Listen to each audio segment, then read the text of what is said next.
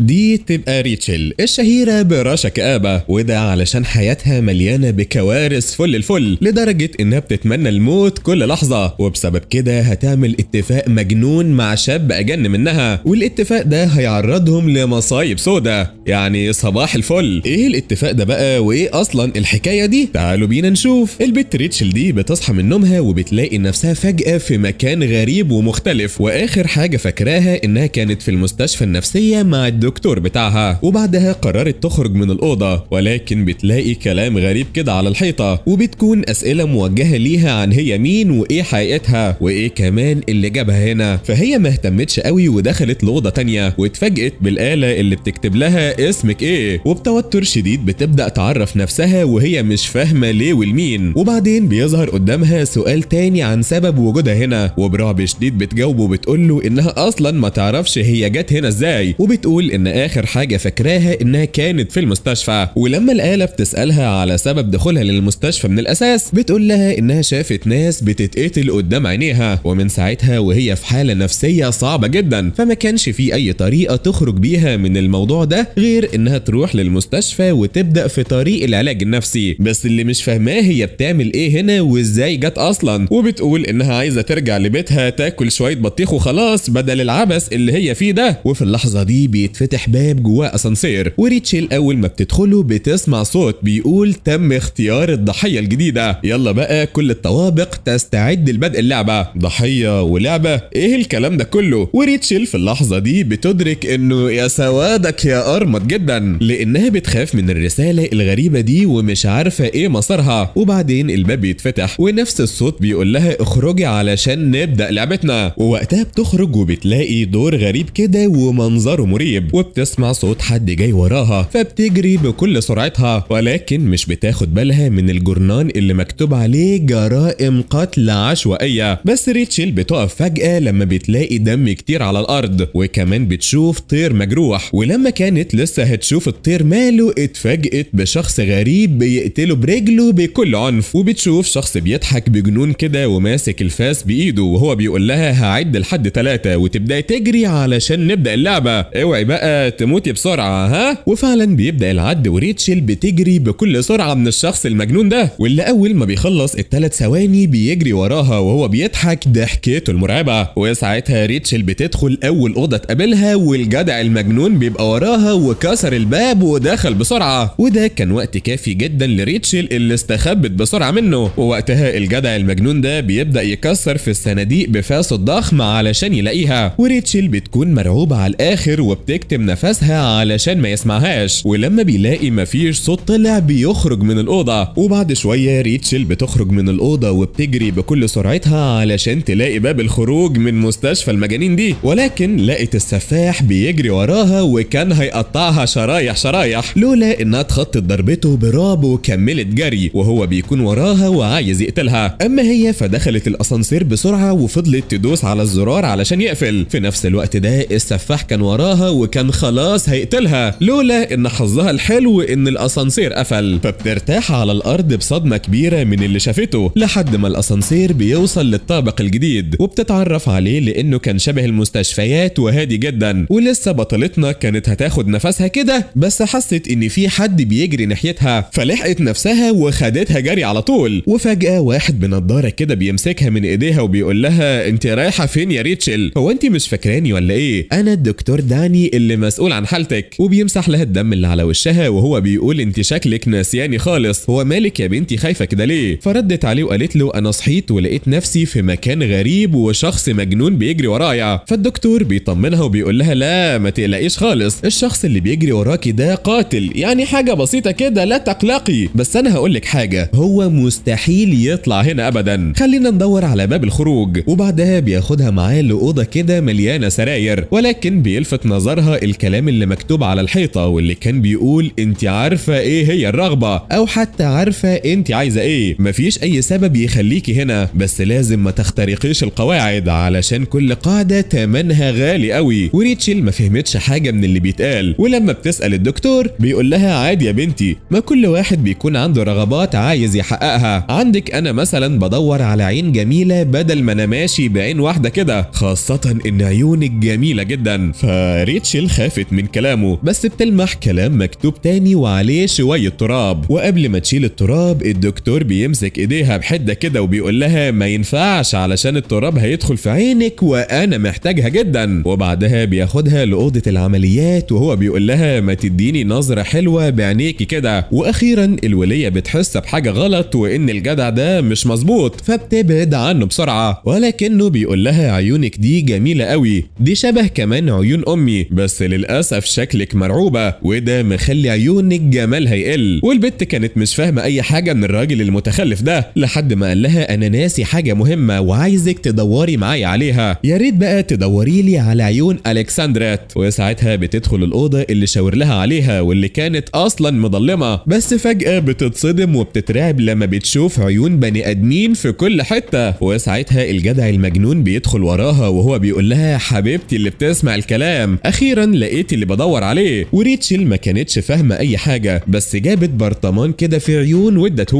فقال لها اخرجي اقعدي بره وانا شوية كده وهجيلك، بس اياك تحاولي تهربي علشان انا زعلي وحش جدا. وفعلا بتخرج من الاوضة واخيرا بتشغل البصلة اللي في دماغها وبتحس ان الجدع ده مريب وبتقرر تهرب من المكان وبتحاول تفتح الباب، ولكن فجأة الدكتور بيجي وراها وهو بيقول لها مش انا قلتلك ما تحاوليش تهربي علشان ما تعصبش عليكي واكرهك فيا. وبعدها بيقرب منها وبيقول لها بصي بقى يا حلوة الدور ده بتاعي انا، فلو خرجتي منه مش هقدر اقتلك، انا رغبتي بقى ان انا استمر مع عيونك الحلوين دول اطول وقت، بس للاسف مضطر اخدهم منك. ووقتها شكله بيتغير وبيطلع لسانه الغريب وهو بيقول لها اديني عيونك. والبنت اترعبت على الاخر وحاولت تهرب، ولكن مسكها من قفاها وكتفها على السرير. وريتشل كانت بتحاول تهرب منه بس هو مهتمش وبيقول لها بطلي خوف وخلي لمعة عيونك ترجع، بقى معقول انت مش فاكراني ونسيتيني كده؟ وهنا حركتها قلت وبقت مش بتقاوم، بس قالت له لو سمحت بس سيبني انا عايزه اروح لبابا وماما. فداني رد عليها وقال لها ما تقلقيش انا هوديكي ليهم، هم دلوقتي في الجحيم. وساعتها بتتصدم من كلامه وبتسكت تماما وبتشوف شكل سما غريب كده وفيها قمر ناري وازرق. فوقتها داني ما بيصدق ان لمعة عيونها رجعت، بس فجأة السفاح بيظهر وبيشق نصين وكان بيضحك بسعادة شديدة جدا. وبعد كده بيقرب من ريتشل اللي كانت هادية ومش بتتحرك ولا بتتكلم لحد ما فجأة بيسمعوا صوت واحدة في الميكروفون وبتقول ان قائد الدور السادس قتل قائد الدور الخامس، وبما انه انتهك القواعد فاصبح خاين ولازم يتقتل. وساعتها بيسيب ريتشل وبيقرر يهرب، بس ريتشل فضلت مكانها وهي بتتكلم بصوت ميت وبتقول انا مش عايز اعيش انا لازم اموت. في نفس الوقت ده السفاح كان بيحاول يفتح باب الخروج علشان يهرب، بس بيتفاجأ بريتشل واقفة وراه وهي بتقول له انا عايزاك تقتلني. وساعتها الواد ده بيستغرب من كلامها وبيقول لها انا ما عنديش وقت للمجانين اللي زيك، حاولي بس تفتح الباب وهقتلك انا يا حاضر. وساعتها ريتشل بكل استسلام راحت لأوضة العمليات وقربت من جثة داني واخدت منه المفتاح وفتحت الباب، وبترجع للسفاح اللي كان بيحاول يفتح الباب لحد ما اتفاجئ بيها. وساعتها قال لها هتساعديني اخرج من هنا وتسمعي كلامي للاخر ووقتها هقتلك زي ما انت عايزه. وبعدها بيعرف اسمها وهي كمان عرفت ان اسمه زعك. وبعدها بيكملوا طريقهم لحد ما بيوصلوا للطابق الرابع واللي كان منظره غريب جدا. وزاك اتكلم وقال لها انا معرفش اي معلومات عن الحوار ده، انا جيت هنا لما قالوا لي ينفع اقتل براحتي واعتقد كل اللي هنا هدفهم يقتلوا براحتهم برضه. وبعدها بيدخلوا الاوضه وبيتفاجئوا بكميه القبور اللي فيها لحد ما بيوصلوا لقبر كده مكتوب عليه رساله بتقول ان كل اللي هنا مقتولين بعنايه شديده ومحدش هيدخل هنا ويخرج عايش ابدا. وبعدها ريتشل بيلفت نظرها قبر جديد كده مكتوب عليه اسمها، وبعدها بيتخانقوا مع بعض لحد ما بتقرر تسيبه وتدخل من الممر اللي شافته واللي كان اوضه غريبه كده وفيها باب تاني مقفول، بس بيلفت نظرها رساله مكتوب فيها اسمها وشخص كاتب فيها انا طول عمري كنت حاسس بفضول ناحيتك وكنت عايز اشوفك كمان، بس الحيوان ده كان بيعطلني دايما، عامه انا حبيتك من اول نظره علشان كده عملتلك قبر ترتاحي فيه من دوشه العالم. في نفس الوقت ده زاك المجنون ما عجبهوش حوار القبر ده فقرر يحطمهم كلهم وابتدى تكسير في كل القبور اللي موجوده لحد ما بالغلط كده في صخره بتقع على الزرار الاحمر. في نفس اللحظه دي الباب اللي عند ريتشل بيتفتح ووقتها بتدخل من الباب وبتمشي من ممر طويل كده لحد ما بتوصل لاوضه شبه المكتب مليانه دفاتر، وبتلاقي بنلاقي ملف على الترابيزة مليان بيانات عن اشخاص كتيرة وماتوا ازاي، وبنعرف ان منهم اللي مات مشنوق واللي مات متشرح واللي مات بالرصاص. بس بتتصدم لما بتلاقي صفحة فيها اسمها ومعلومات عنها، وكمان ورقة فيها معلومات عن زاك، وساعتها بتسمع صوت ضحك كده والنور بيطفي وبيولع. وبعدها بتلاقي رسالة تانية من الشخص المجهول اللي كان بيقول لها انا عارف امنيتك كويس وعايز احققها لك. وبعد شوية بتخرج من الأوضة وبتروح لزاك المجنون اللي كان مكسر أوضة المقابر كلها، وبتوري له الورق اللي لقته، وبتقرأ الورقة اللي مكتوب فيها معلومات عن زاك، وهي بتقول تاريخ الميلاد مجهول، ولكن بس دخل دار أيتام مضروب كده ومش متسجل ومش عارفين عنك أي معلومات. بس زاك بيقاطعها وبيقول لها وانت مالك، انت بتقرأي أصلا معلومات عني ليه؟ ما تخليكي في حالك يا ست. وهنا بيحط الفاس على رقبتها وبيقول لها المهم ان انا زاك فوستر، عندك مانع بقى لا قدر الله؟ بس ريتشل بتقول له يا عم دي مجرد ورقه ونص معلوماتك اصلا مش موجوده، فما تعصبش نفسك كده وخليك فريش. ولكن زاك المغرور ما عجبوش حوار انها مش خايفه منه وبقت شجاعه كده، فقال لها اخر واحده عملت لي فيها شجاعه و7 رجاله في بعض شرحتها كده وغرست كمان السكينه في ظهرها، عقبالك بقى يا قطه. بس ريتشل قالت له وعلى كده بقى انا ايه علاقتي بالحوار ده؟ هتقتلني مثلا لو هربت؟ وساعتها زاك افتكر ان البت دي امنيتها اصلا انها تموت، يعني ممكن تهرب فعلا علشان يقتلها. فبيرجع في كلامه بيقول لها مالكيش علاقه يا اختي، اتلمي بقى شويه، قولي لي بقى صحيح هو انت ما لقيتيش غير الورق ده؟ فقالت له لا في ورق لكل الاشخاص، وفي كمان اوضه لقيتها ولكن بابها مقفول، واعتقد الزرار بتاعه موجود هنا، بس كمان سمعت صوت شخص بيضحك كل شويه وساب لي رساله بيقول لي فيها انه عارف امنيتي. والكلام ده بيعصب زاك جدا وبيقرر يكسر القبر بتاعها، وبيقول لها بقول لك ايه، ما حدش هيقتلك غيري، انت مش هتموتي هنا. وساعتها ريتشل ما قدرتش تتكلم، والغريب بقى انها من ساعه ما داني كان هيقتلها وهي هاديه جدا، وبعد ما كانت بتهرب علشان ما تموتش دلوقتي بقى كل هدفها تموت اصلا، ومكمله اساسا طريقها مع زاك علشان يقتلها. ولكن زاك ما اهتمش بدلع البنات ده وسابها علشان يلاقي باب الخروج، وريتشل بكل استسلام بتروح وراه وبتلاقيه كان قاعد يضرب في الباب وبيدور على اي مفتاح. ولما لقى البت غلبانه قدامه قام شخط فيها كده وهو بيقول لها هو انت هتفضلي واقفه لي كده؟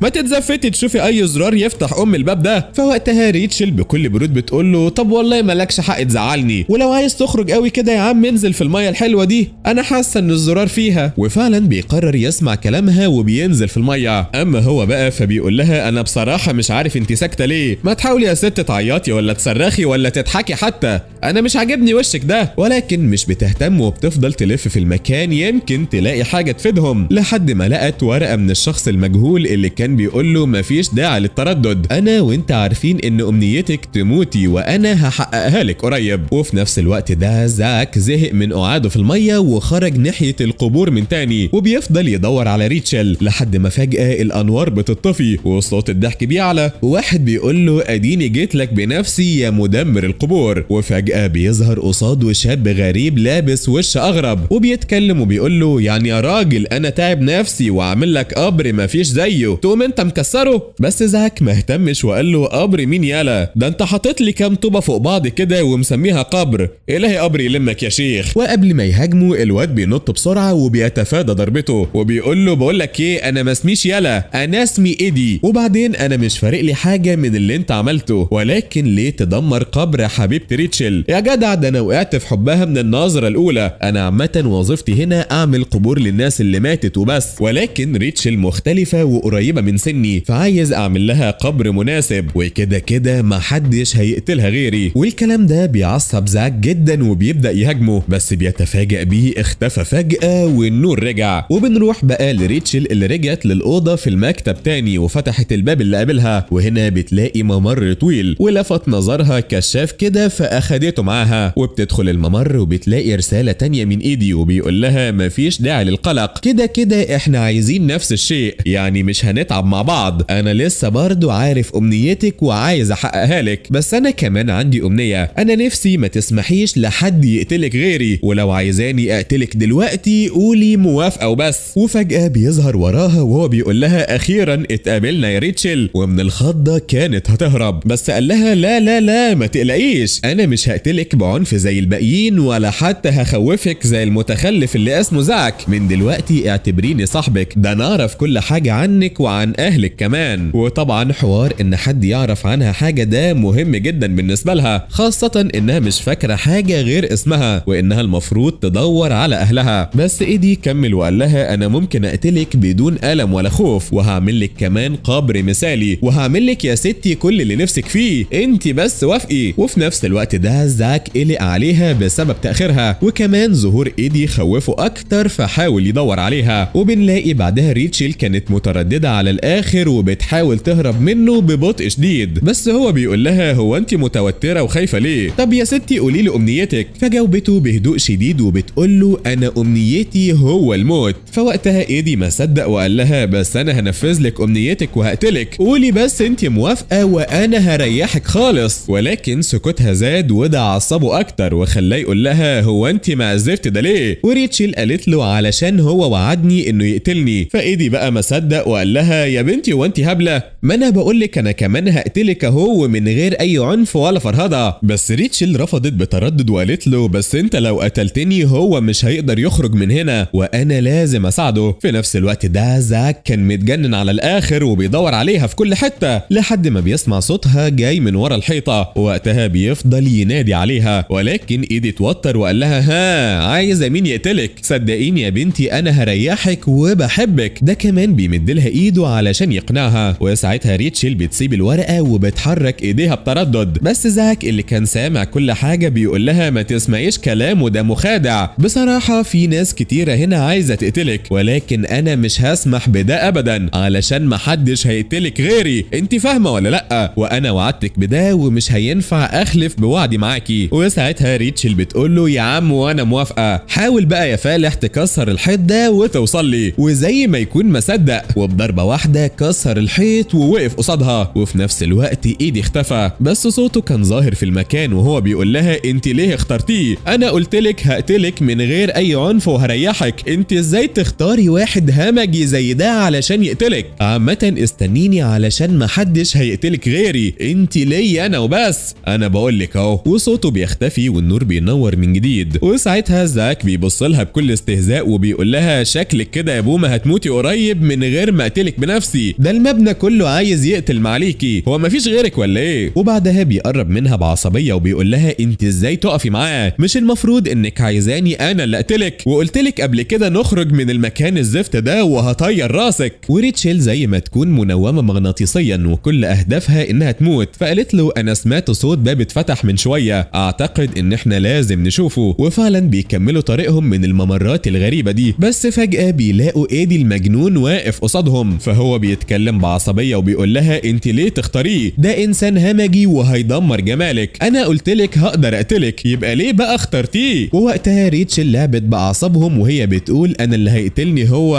وسكتت شويه كده وبعدها قالت زاك انا عايزاه هو اللي يقتلني. وساعتها ايدي اتعصب على الاخر ان حبيبته بتختار عدوه، ووقتها دموعه نزلت وهو بيقول لها محدش هيقتلك غيري، الطابق ده بتاعي انا اصلا، بس بما انك عنيده بقى ومش وش نعمه. وفجاه بينط بالفاس اللي ماسكه ده علشان يقتلها، بس في اخر لحظه زاك بيقف قصاده وبيصد ضربته، والاتنين اتجننوا على الاخر وابتدوا يقاتلوا في بعض. ولكن ايدي قرر يلعب في الضلمه وطفى الانوار واختفى، وعلى طول ابتدى يهاجم زاك اللي اتعصب من الضلمه وقال لها غوري شوفي النور ده طفى ازاي وولعيه اخلصي. وفعلا بتجري بسرعه بالكشاف اللي معاها لحد ما بتوصل للدور الثاني، وهنا بتحس ان في حد وراها وبيتضح انه ايدي اللي كان مختفي، لحد ما ريتشل لفت نظرها التابوت اللي في الارض ووقفت تشوفه. فايدي استغل ده وضربها بالفاس ووقعها في التابوت، بس قبل ما يقتلها بتنور الكشاف في وشه فجاه وبتضربه في بطنه وبتاخد منه جهاز التحكم بالنور. وفي نفس الوقت ده بيدخل زاك للمكان وبيضربه بالفاس بكل عنف وبيحطه في التابوت وبيوقع عليه القبر، وبعدها بتدوس على زرار كده وبيتفتح لهم ممر جديد، وبيتضح انه الاسانسير اللي هياخدهم للدور الجديد. ووقتها بتقرب منه وهي بتقول له انا بساعدك، وزي ما وعدتني اول لما نخرج من هنا هتقتلني. ووقتها بيوصلوا للطابق الثالث واللي كان مكان غير مبشر بالمره وشكله غريب. واول لما دخلوا لقوا مفيش في الأوضة كلها غير زنزانة حديدية ومقفولة كمان. وساعتها ريتشل راحت تشوف الزنزانة ولقتها مش بتتحرك، فقالت له احنا هنعمل ايه؟ ده مفيش غيرها في الأوضة كلها أساسا. ووقتها زاك بيرد وبيقول لها وانا هعمل ايه يعني؟ ما تتصرفي، مش انت عامله لي فيها نجارة وبتفتح الأبواب المقفولة؟ ففضلت تفكر شوية وبعدها قالت له انا مش عارفة، انا معيش غير خيط وإبرة وكمان ما بعرفش استخدمهم، ده غير ان القفل اصلا ملهوش مكان لمفتاح. وساعتها زاك قال لها اركن انت على جنب بقى كده يا ست الكل وسيبي لي انا المهمه دي، ادي اخره اللي يعتمد على النسوان. والبت حاولت تقنعه وقالت له يا ابني ده قضبان حديديه مش هتعرف تكسرها بالفاس اللعبه دي، ولكن لا حياه لمن تنادي. قامت سد ودانها وسابته يعاني مع الحديد. ولكن فجاه الانذار الاحمر بيشتغل وبيظهر بندقيه كده وبتطلق نار بسرعه، ولكن زاك اخد باله وبعد عنها هو وريتشل. بس بيظهر صوت لبنت كده وهي بتقول له انا مستغربه بصراحه من تركيزك، بس مش عارفه اتاخرتوا ليه كده، عامه بقى انتوا نجحتوا. وفجاه الانوار بتشتغل اكنهم على المسرح وهي بتتكلم وبتقول معاكم القاضيه يا مجرمين، انا هنا الوحيده اللي مسموح لها تعاقبكم على كل جرايمكم، وانا بقى بعرفكم ان انا مش هرحمكم. وفضلت تضحك بشر كده وشماته. وزاك اتكلم بملل وهو بيقول يوه هي كانت ناقصه امك انت كمان. وبيدخل من الزنزانه اللي اتفتحت وبيلاقوها بعدها باب مقفول، فبيتكلم بملل وبيقول لها ما تخلصي يا وليه وافتحي الباب ده. ولكن القاضيه اتكلمت وقالت لهم كان على عيني يا ابني، بس انتوا الاول لازم تمروا بشويه حاجات كده، هتدخلوا الاول اوضه التصوير وهتمسكوا ورقه عليها اسمكم وتتصوروا بيها. وساعتها ريتشل اخدت دور المصوراتي وكتبت الورق ووقفته علشان تصوره، وفضلت تقول له يا ابني ما تتحركش بقى جننت امي. واخيرا اخدت له الصوره. وبعد كده جه دورها هي وكانت لسه هتشرح له ازاي يصور، قام دايس على الزرار وطلع لها صوره مشوشه ووجهها ناحيه كاميرا المراقبه وهو بيقول لها اهو يا حاجه اخلصي بقى. وفعلا الوليه دي بتفتح لهم الباب وبيدخلوا لاوضه غريبه كده عليها رسومات اغرب بكتير، لحد ما بتتكلم وبتقول لهم الرسومات دي عقوبات فكرت لكم فيها علشان اطلع عينيكم، بس دلوقتي خلاص جه وقت العقاب، ادخلوا بقى الاوضه الثانيه. ووقتها زاك بيسحب ريتشل من قفاها وبيدخلوا لاوضه كده ولقوها اشبه بالمحكمه ومليانه بالدمى الخشبيه. وساعتها فضلوا يلفوا في الاوضه علشان يلاقوا مخرج، وزاك ما كانش طايق نفسه ولا طايقنا ولا طايق اي حد، وكان عايز يكسر الاوضه على دماغ ريتشل لحد ما بيروح لكرسي كده في الزنزانه. والبت لسه هتحاول تقنعه يقوم وهي بتقول له يا ابني افهمني، ما ينفعش تقعد هنا علشان ده كرسي كهربائي هتتنفخ. بس خلاص فات الاوان وفجاه الستاره اتقفلت وزاك وراها وبتفتح تاني وبيظهر وهو متكتف على الكرسي، وبتظهر لهم شاشه كده وفيها القاضيه اللي بتتكلم وبتقول انا اللي هتابع عقابكم بما ان انا قاضيه الدور ده، واسمي على فكره كاتي، وبما انك يا زاك عامل لي فيها سفاح ومش راحم حد فانا كمان مش هرحمك. وبتدوس على زرار التشغيل وفجاه الكهرباء بتشتغل وزاك كان بيتحنط وقاعد يصرخ بألم شديد، وحرفيا يا جدعان كان بيتعاقب على كل افعاله، والوليه دي بتربيه من اول وجديد. بس اخيرا بتشيل رجليها من على الزرار والواد راسه بتقع وبيقطع ميه ونور وبيكونوا مفكرينه خلاص مات، ولكن بيرفع راسه وهو بيقول لها وحياة امك يا وليه يا مختله انت لما اشوفك لنفخك. بس القاضيه ما اهتمتش وهي بتقول له كده كده انت مش هتعرف تقوم من هنا غير لو ريتشل حلت اللغز، وهتفضل تتكهرب كده لغايه ما هي تخلص. وبعدها بتقوم بحماس كده وهي بتقول ودلوقتي يا جمهوري العزيز هنشوف عقاب المجرم اللي قتل فارقنا العزيز. ووقتها الدمى راسها بتتحرك وعيونها كمان بتبقى باللون الابيض اكنهم بشر، والست المختله داست على الزرار وكهربت الواد الغلبان. اما ريتشل فما كانتش عارفه تعمل ايه، وزاك وراها بيكون بيتحنط وبيصرخ بألم شديد. وساعتها مسكت الفاس وابتدت تكسر في الدمى لحد ما الكهرباء وقفت والاجهزه اتشالت من على زاك اللي كان ساكت تماما ومش بيتحرك. ولكن ريتشل قربت منه وفضلت تنادي عليه، بس الواد شكله كده قاطع خالص. تفتكروا مات يا اصدقائي؟ انا بقى هقول لكم. بنشوف ان زاك ما ماتش خالص علشان ده عيل جاحد، وقام مسك البت وفضل يهزق فيها علشان ما حلتش اللغز بسرعه. ولكن ريتشل قالت له ما خلاص يا جدع ما ديك عايش اهو ما تقرفناش معاك بقى. بس كاتي بتظهر من الشاشه وهي بتسقف وبتقول له شاطر يا زاك، مع اني مش عارفه بصراحه انت ازاي استحملت الكهرباء دي كلها وما متش. ولكن زاك بعد ريتشل وقال لها اركن انت كده، وقام ماسك الفاس وكسر الشاشه علشان يخلص من الوليه المستفزه دي. ولكن اتكلمت من المايك وقالت له انا هخليكم تعدوا علشان البت الغلبانه دي. وفعلا بنشوف باب تاني بيتفتح، واول لما بيدخلوا بيتقفل تاني، بس بيلاحظوا الاوضه الغريبه دي واللي بالمناسبه كان فيه جثه اتحمضت على الارض وكمان اثار دم على الحيطه، ده غير الميزان الغريب ده. وساعتها الشاشات بتظهر من تاني وبتتكلم الست القاضيه دي وهي بتقول لهم هشرح لكم العقاب الجديد بقى ولازم تركزوا في كل كلمه لو مش عايزين تموتوا هنا. وابتدت رغي بقى يا معلم وبتقول لهم طبعا انا صارفه ومكلفه في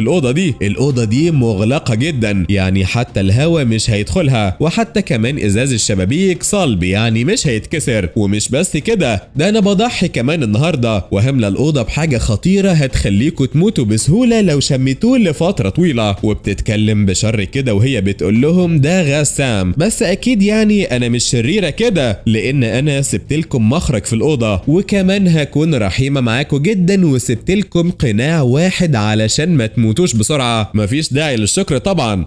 صحيح، حاولوا بقى تخرجوا بسرعه علشان العقاب ما يزيدش عليكم. اصل نسيت اقول لكم يا حبايب قلبي انا اساسا محدده لكم وقت، واول لما يخلص هيظهر غاز سام جدا مش هتقدروا تستحملوه. يلا بقى استمتعوا يا اصدقائي. وفجاه صورتها بتختفي وبيظهر بدلها ساعه رمليه وجهاز الانذار بيشتغل والغاز ابتدى يدخل الاوضه. وساعتها زاك خاف عليها وادالها القناع ولكن هي رفضت تاخده وقالت له انا مش هعرف اشوف بيه حاجه، خده انت بقى ولو انا تعبت هاخده منك. وابتدت بعدها تحليلاتها العميقه وراحت لناحيه الجثه الحمضانه ولاحظت ان في كلام مكتوب تحتها. وساعتها زاك بكل برود طير الجثه علشان تعرف تقرا، وفعلا ابتدت تقرا وبتقول ان الراجل ابو رجل مسلوخه ده قاتل متخلف، ده كان بيدوس على الجثث برجله اليمين ولما عرف ذنبه حس بالمعاناه فكان لازم يتخلص من رجله اليمين علشان تتعاقب على جريمتك. فوقتها ما فهمتش حاجه من كلام الالغاز ده بس ركزت في اخر جملتين وقالت اتخلص من رجلك اليمين عندما يوافق العقاب الجريمه. وبصت بعدها للميزان ولكن ما قدرتش تستحمل الغاز اكتر من كده وابتدت تكح. وساعتها زاك رزع القناع على وشها علشان تعرف تتنفس وقال لها هنعمل ايه دلوقتي؟ فقالت له بص بقى علشان انا بقرف وانت كده كده سفاح، فانت بقى اقطع رجله اليمين وحطها على الميزان. وفعلا قطعها وحطها ووقتها لبست القناع كويس وابتدت تتحرك في الاوضه وقالت له المفروض لو الميزان زي الرجل هيحصل حاجه، ايه هي بقى الله اعلم. وفعلا حطتهم ولكن ما حصلش اي حاجه وده وترها جدا. ووقتها خلعت القناع اللي ما كانتش شايفه بيه اي حاجه وابتدت تلف في الاوضه بتوتر شديد. وكل ده والقاضيه كانت بتراقبهم بشر كبير وبتقول لها مفيش حاجه تليق بالمجرمين غير الالم. وساعتها فضلت تضحك بهستيريا شديده. وفي نفس الوقت ده ريتشل ما كانتش قادره تتنفس ووقعت في الارض وهي حاطه ايديها على وشها. وللاسف الوقت خلاص قرب يخلص، يعني الغاز السام هيزيد وده شيء غير مباشر نهائي لان مش معاهم غير قناع واحد بس، يعني كده خلاص بقى مؤكد ان واحد فيهم للاسف هيموت. بنرجع وبنكمل احداثنا داخل الاوضه بتاعه الغاز السام وبنلاقي ريتشل ما كانتش عارفه تتنفس وحاسه بدوخه شديده لدرجه انها سالت نفسها لو ماتت هنا ايه اللي هيحصل، لحد ما بتقع على الارض فجاه وبتتعب. بس زاك بيمسكها ببرود كده وبيديها القناع وبيقول لها انت مش هتموتي هنا، احنا لازم نخرج عايشين من المكان ده باي تمن. وفعلا بتلبس القناع وبتكمل استكشاف الاوضه علشان توصل لحل اللغز اللي هيخرجهم من الجحيم ده. بس بيلفت نظرها حاجه كده على الارض ما كانتش موجوده قبل كده، ولما بتبص فوقيها بتلاقي في مخرج في السقف ما كانش موجود قبل كده، ولكن للاسف المسافه كانت بعيده جدا ومش هيعرفوا يوصلوا لها، وحتى زاك ابو طويله ده مش هيوصل له. ولسه البت هتشرح له قام شايلها وراميها على الفتحه ومهتمش باي حاجه وبيقول لها دوري على اي حاجه يا بت كده ما توقفيش ساكته. وفعلا بتدخل جوه النفق ده لحد ما بتلاقي قصادها 3 فتحات كمان، بس بيلفت نظرها حاجه كده فبتاخدها وبتنزل لزاك وهي بتقول له انا لقيت البطاقه اللي هتخرجنا، ولكن بتقع في الارض لما السم بيتمكن من جسمها بدرجه كبيره. ووقتها زاك بياخد منها الكارت وبيروح ناحيه الاسانسير وبيدخله في الفتحه بكل عنف، وطبعا كما هو متوقع من السفاح الغبي بتاعنا كسر البطاقه اللي هتخرجهم من هنا. اما القاضيه فكانت بتضحك بكل شماتة عليهم خاصه لما خلاص الوقت خلص وبتقول لهم كده بقى ننشر لكم الغاز السام، اتمنى تكونوا مستعدين يا حلوين بالهديه دي. وفجاه الغاز السام القوي ابتدى ينتشر في الاوضه بسرعه شديده والبيت ريتشل ما كانش فارق لها حاجه وهي بتقول له انت كده كده مش هتعرف تنفذ وعدك وتقتلني صح كده؟ فساعتها اتكلم هو كمان وقال لها وانا هقتلك ازاي يا اذكى اخواتك واحنا لسه محبوسين هنا، بس عامه اصبري على رزقك بقى، كلنا هنموت هنا دلوقتي الا بقى لو شغلتي البصل اللي في دماغك وشفت لنا حل نخرج بيه من هنا. وبما انها كده كده خربانه فقامت مطلعه بطاريه كده وحطتها على الباب علشان معروف ان الغاز قابل للاشتعال، وفعلا بعد ثواني البطاريه انفجرت وطيرت الباب خالص، والاتنين خرجوا من الاوضه بسلام، او مش بسلام قوي يعني، البت بصراحه وقعت في الارض وهي دايخه ومش عارفه كمان تتنفس، بس قالت له انا كده كويسه وبفيدك صح؟ يعني هتقتلني؟ وزاك قال لها طبعا لولاكي كنت هموت مخنوق، ودي عيبه قوي في حقي بصراحه ان انا اموت موته زي دي، وانت كمان قومي علشان ما ينفعش تموتي هنا. وفعلا بتسمع كلامه وبتقوم، بس بعدها بيسمعوا صوت القاضيه وبتقول لهم انا متفاجئه بصراحه انكم لسه عايشين بعد كل ده، شكلكم كده والله اعلم هتخرجوا من هنا. بس ريتشل ما اهتمتش وقالت لزاك خلينا نكمل طريقنا وسيبك منها، وفعلا بيكملوا طريقهم، بس زاك بيكون متعصب جدا من ريتشل اللي بتكون ماشيه ببطء شديد، وحذرها اكتر من مره لحد ما زعق لها وقال لها ما تخلصي بقى، هو انت ماشيه على قشر بيض ليه؟ ما تخلينا نغور من هنا. بس ريتشل قالت له بقول لك ايه ما تزعقليش، لو عايز تمشي يا عم لوحدك اتفضل امشي، انا دايخه ومش قادره اتحرك. ولكن زاك جاب ورا وبيقول لها وانا برضو مش هقدر اسيبك، للاسف انت لو ما كملتيش معايا فمش هعرف اخرج من هنا، خاصه ان انا ما بعرفش اقرا ولا بفكر في اي حاجه غير القتل. بس ريتشل كانت غريبه جدا وبتتكلم ببطء شديد ولا اكنها عروسه لعبه، وفي الاخر قالت له بقول لك ايه انا مش قادره امشي وتعبانه، خلينا نرتاح شويه يا عم. وساعتها بص حواليه لكاميرات المراقبه واخدها الاوضه كده ما فيهاش كاميرات، وفعلا بتنام ريتشل من كتر التعب لحد ما زاك زهق من القعده لوحده، وهو كمان حس بدوخه كده فقرر انه ينام شويه. بس ساعتها بيحلم بحياته في الماضي لما كان في دار الايتام، والمديرين جالهم خبر ان دفعه الاطفال الجديده كلهم ماتوا في العربيه ولازم يدفنوا قبل ما الحكومه تعرف عنهم اي حاجه. ولما الست زهقت من كتر دفن العيال خلوا زاك يدفنهم، بس بنلاحظ ان من صغره ووشه وجسمه كله متحاوط بالشاش الابيض ده، وبيصحى بعدها على صوت ريتشل اللي اخيرا فاقت، وساعتها اتكلم بعصبيه وقال لها مش اتخمدتي خلاص؟ وبسببك اتزفت انا كمان نمت، خلينا نغور بقى من هنا. وفعلا بيكملوا في طريقهم لحد ما بيوصلوا لممر فيه كاميرا مراقبه، فالقاضيه بتتكلم وبتقول لهم ياه انتوا كنتوا فين طول الوقت ده